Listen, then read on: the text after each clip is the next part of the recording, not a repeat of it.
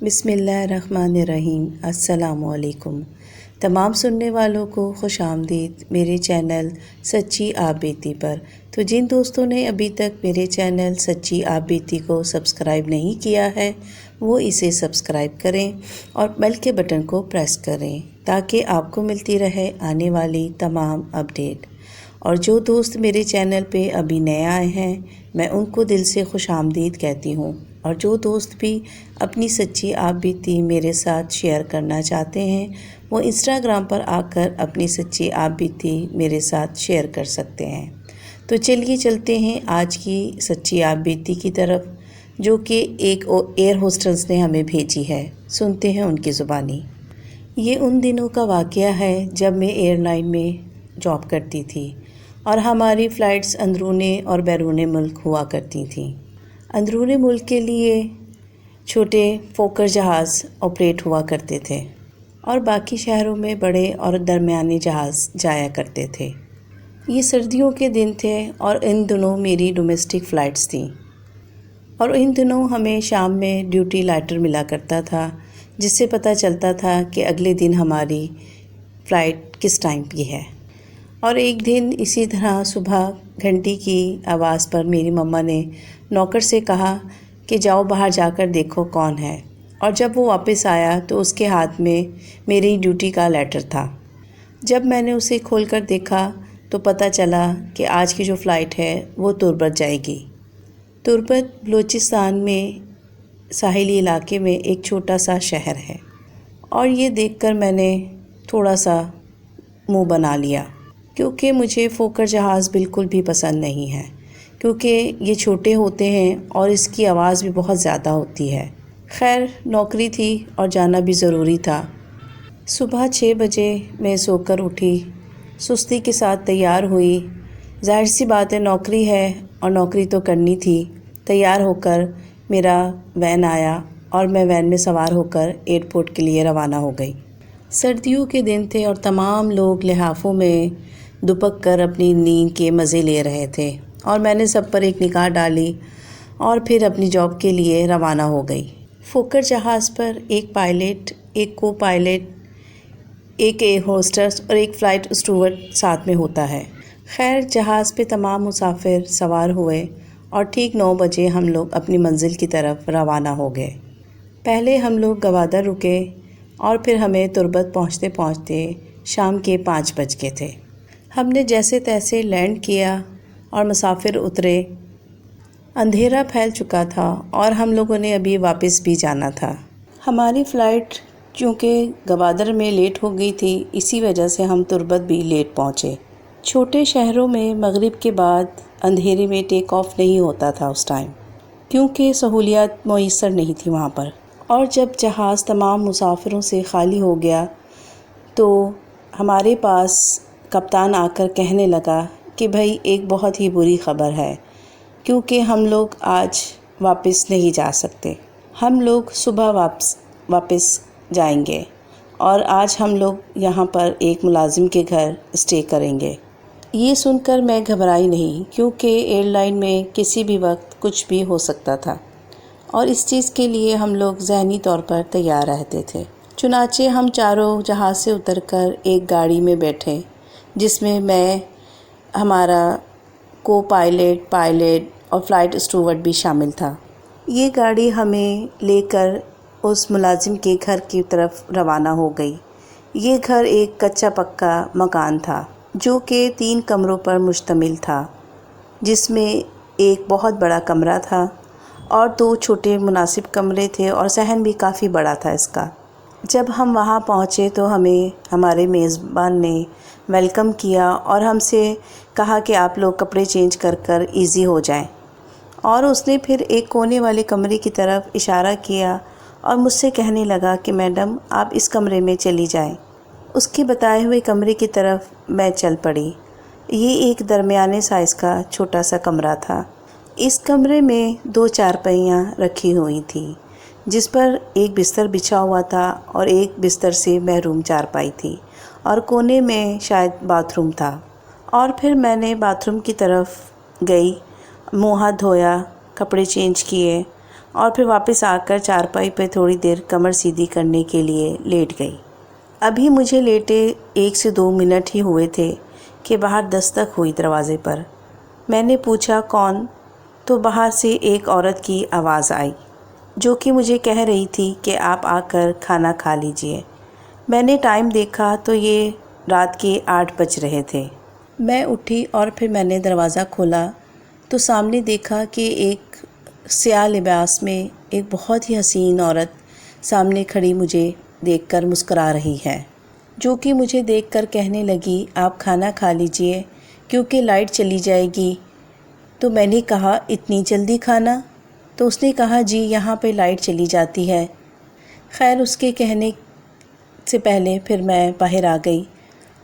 جب میں باہر صحن میں آئی تو میں نے آسمان کی طرف دیکھا، وہاں پر 14ویں کا چاند اپنی آب و تاب کے ساتھ چمک رہا تھا۔ باہر ہر طرف اندھیرا تھا اور چاند کی چاندنی پورے صحن کو چمکا رہی تھی۔ وہ آگے چلتے ہوئے کہہ رہی تھی کہ یہاں پر کچھ دیر کے لیے لائٹ دی جاتی ہے، تو اسی وجہ سے آپ لوگ کھانا کھا لیجئے اور پھر ہم لوگ سونے سے پہلے تھوڑی دیر جنریٹر جلا لیتے ہیں۔ وہ عورت مجھے لے کر وہ کونے والے کمرے کے پاس پہنچی جہاں سے تھوڑی سی روشنی باہر آ رہی تھی، اور میں پھر اندر کمرے میں داخل ہو گئی اور وہ عورت باہر ہی کھڑی رہی۔ اندر میرے کولیگ تھے، شاید اسی وجہ سے وہ ہچکچا رہی تھی اور میں نے بھی اس کو کہنا مناسب نہیں سمجھا۔ جب میں اندر کمرے میں داخل ہوئی تو میں نے دیکھا کہ کھانا دسترخوان پر لگا ہوا تھا، اور مجھے دیکھتے ہی ہمارے میزبان نے کہا آئیے آئیے، میں ابھی آپ ہی کو بلانے کے لیے آنے والا تھا، اچھا ہوا کہ آپ خود ہی آ گئیں۔ اس کے کہنے پر میں نے کہا جی میں تو بلانے پہ ہی آئی ہوں۔ تو اس نے کہا آپ کو کون بلانے کے لیے آیا تھا؟ میزبان حیرانی سے بولا۔ میں نے کہا وہ باہر جو عورت کھڑی ہیں انہوں نے ہی مجھے کھانے کا بتایا تھا، تو انہی کے کہنے پر میں آئی ہوں۔ میں نے کہا کہ شاید وہ خاتون آپ کی مسز ہیں، جس پر ہمارا میزبان تھوڑا سا گھبرایا اور پھر مسکرا کر کہنے لگا جی میری مسز؟ میں تو ابھی غیر شادی شدہ ہوں۔ وہ کہنے لگا میری تو ابھی شادی بھی نہیں ہوئی اور میرے علاوہ یہاں کوئی اور نہیں رہتا۔ میں نے کہا ارے بھائی وہ باہر ہی کھڑی ہیں، شاید کولیگ کی وجہ سے وہ ہچکچا رہی تھیں اسی لیے اندر نہیں آئیں۔ اور یہ کہتے ساتھ ہی اٹھ کر میں نے باہر دروازہ کھول دیا، لیکن باہر تو کسی کا نام و نشان ہی نہیں تھا، اور یہ دیکھ کر تو میری ریڑھ کی ہڈی میں ایک سنسناہٹ سی دوڑ گئی۔ میرے ساتھ ساتھ میرے سارے کولیگ بھی تھوڑا سا پریشان ہو گئے، اور ہمارا کو پائلٹ مجھے کہنے لگا مذاق بہت اچھا تھا، جس پر میں نے ان سے کہا میں کیوں آپ لوگوں سے مذاق کروں گی، اور مجھے کیسے پتہ چلے گا کہ آپ لوگوں نے یہاں پر کھانا لگایا ہوا ہے۔ میں نے کہا کہ آپ لوگ میرا یقین کیجئے کہ مجھے سچ مچ میں اس عورت نے میرے دروازے پر دستک دی تھی جس کے ساتھ میں یہاں پر آئی ہوں، اور وہ یہ بھی بتا رہی تھی کہ یہاں پر لائٹ چلی جاتی ہے، اسی لیے آپ لوگوں کا کھانا جلدی لگا دیا ہے۔ پتہ نہیں ان سب کو میری بات پر یقین آیا بھی تھا کہ نہیں، لیکن میں ضرور بہت پریشان ہو گئی تھی، کیونکہ میں نے خود اپنی آنکھوں کے ساتھ اس عورت کو دیکھا تھا اور اس سے بات بھی کی تھی۔ خیر ہم سب نے پھر مل کر کھانا کھایا، اور پھر میزبان کہنے لگا کہ آدھے گھنٹے میں لائٹ چلی جائے گی، بہتر ہے کہ آپ سب لوگ اپنے اپنے کمروں میں چلے جائیں، کیونکہ پیٹرول جو ہے وہ بھی کم ہے اور جنریٹر میں پیٹرول اتنا ہے نہیں، اور اس کے لیے ہمیں یہاں سے بہت دور جانا پڑے گا، اور مجھے اس کمرے میں اکیلے رہنا تھا، اور باقی میرے تینوں کولیگز کو بھی کمرے دے دیے گئے تھے۔ یہاں تو بہت سناٹا ہے، کپتان بولے، اور ہمارا میزبان کہنا جی ہاں ہم تو اس چیز کے عادی ہو گئے ہیں۔ وہ کہنے لگا آپ بڑے شہر والوں کو یقیناً یہاں پر بہت عجیب لگ رہا ہوگا۔ میزبان میری طرف دیکھ کر بولا مس آپ گھبرائیے گا نہیں اور ڈریے گا تو بالکل بھی نہیں، کیونکہ یہاں پہ ہوائی چیزیں ہوتی ہیں۔ میں نے کہا ہوائی چیزیں؟ آپ کا کیا مطلب؟ میرا مطلب ہے کہ یہ ذرا جگہ ہٹ کر ہے اور یہاں پر لائٹ بھی نہیں ہوتی، اور لوگ بھی یہاں کے بارے میں عجیب و غریب باتیں کہتے ہیں۔ اچھا دیکھتے ہیں، میں نے اس سے کہا، اور میں اپنی نڈر فطرت کی وجہ سے بالکل بھی پریشان نہیں ہوئی۔ یہ کہہ کر میں باہر صحن کی طرف آ گئی، اور جیسے ہی میں نے صحن میں قدم رکھا تو مجھے شدید سردی کا احساس ہوا۔ اچھی خاصی سردی تھی، جو کہ کھانے کے بعد تو اور ہی لگ رہی تھی۔ باہر صحن میں پورا اندھیرا پھیلا ہوا تھا اور دور سے کتوں کے بھونکنے کی آوازیں آ رہی تھیں اور جھینگروں کی آواز بھی خاموشی میں کافی پراسرار لگ رہی تھی۔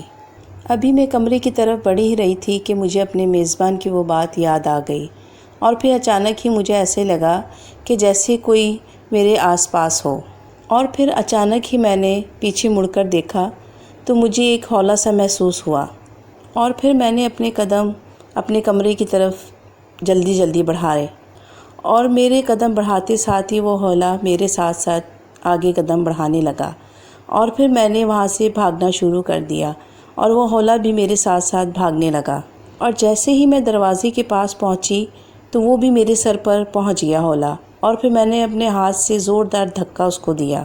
وہ نیچے گر کر کرہانے لگا اور پھر تیزی سے میری طرف بڑھا۔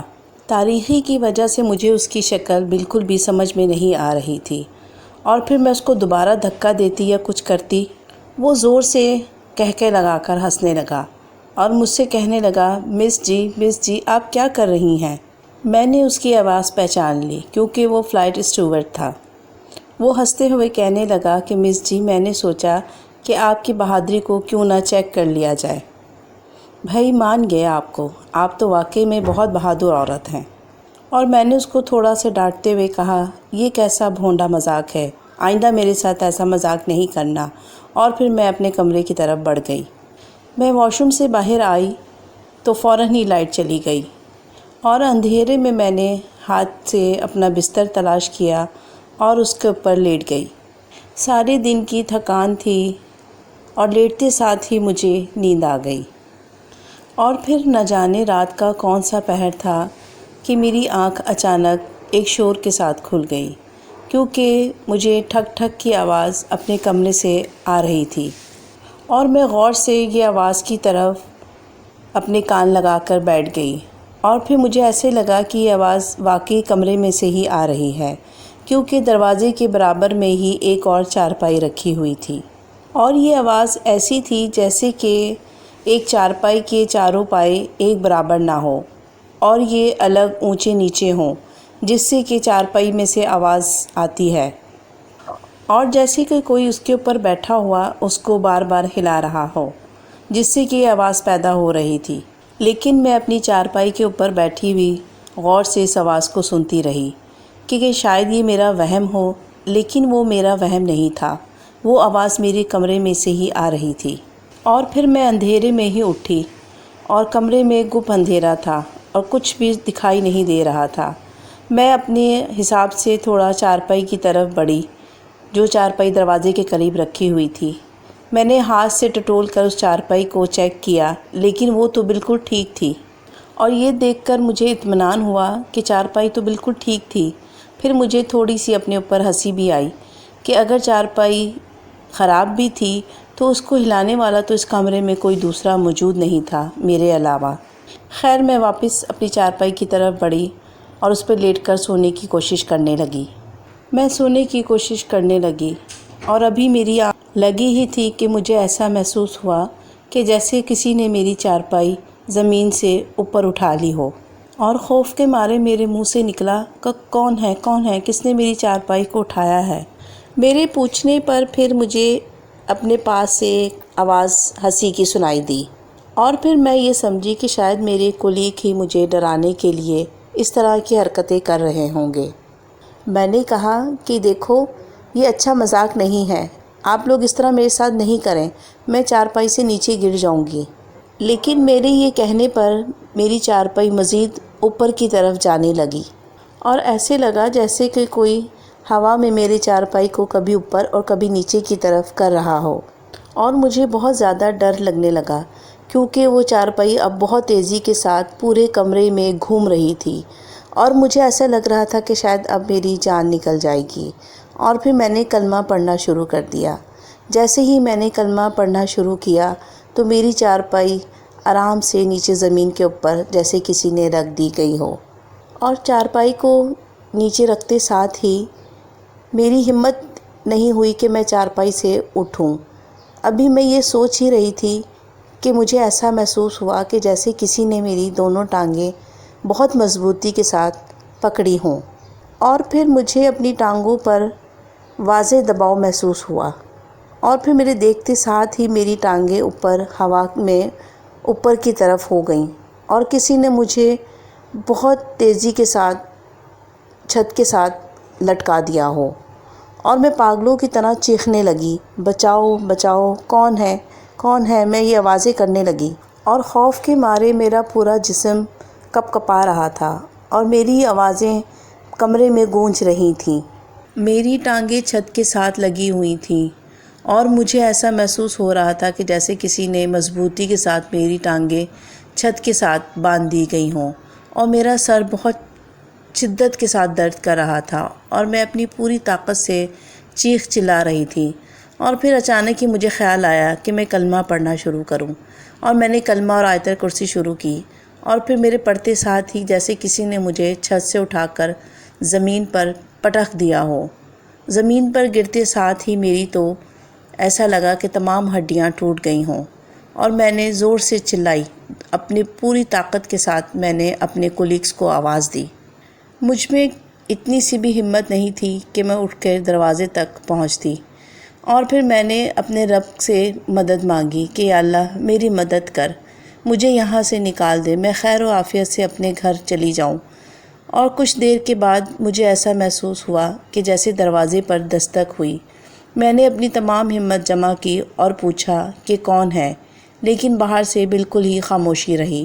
میں سمجھی کہ شاید وہ میزبان ہوگا، اور پھر تھوڑی دیر بعد دوبارہ دروازے پر دستک ہوئی، اور پھر میں سمجھ گئی کہ یہ کوئی ہوائی چیز ہے جو کہ مجھے بہت پریشان کر رہی ہے۔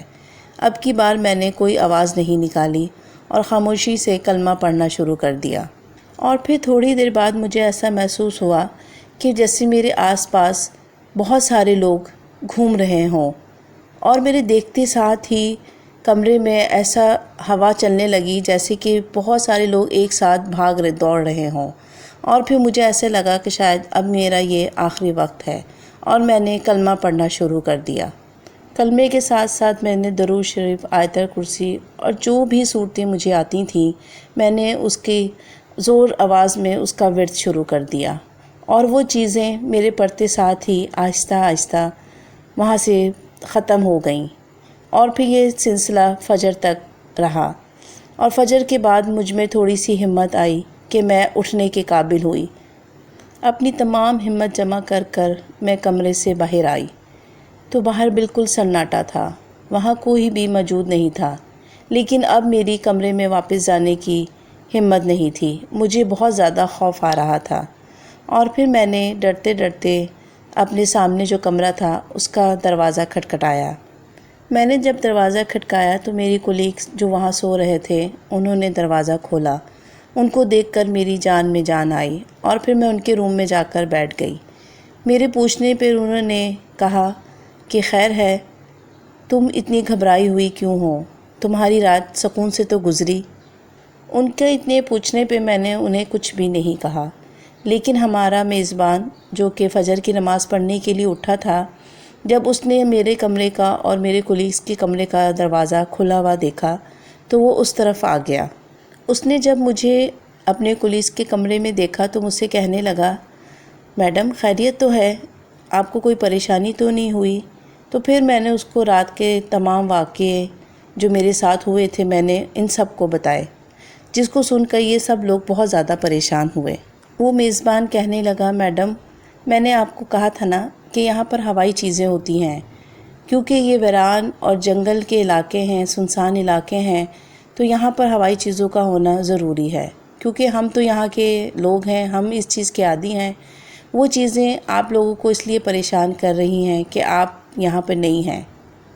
خیر سب لوگوں نے فجر کی نماز ادا کی، اور پھر جب صبح ہو گئی تو پھر میں ڈرتے ڈرتے اس کمرے میں گئی، اور پھر میں تیار ہو کر واپس باہر آ گئی، اور پھر ہم لوگ واپس اپنی ایئرپورٹ کی طرف روانہ ہو گئے۔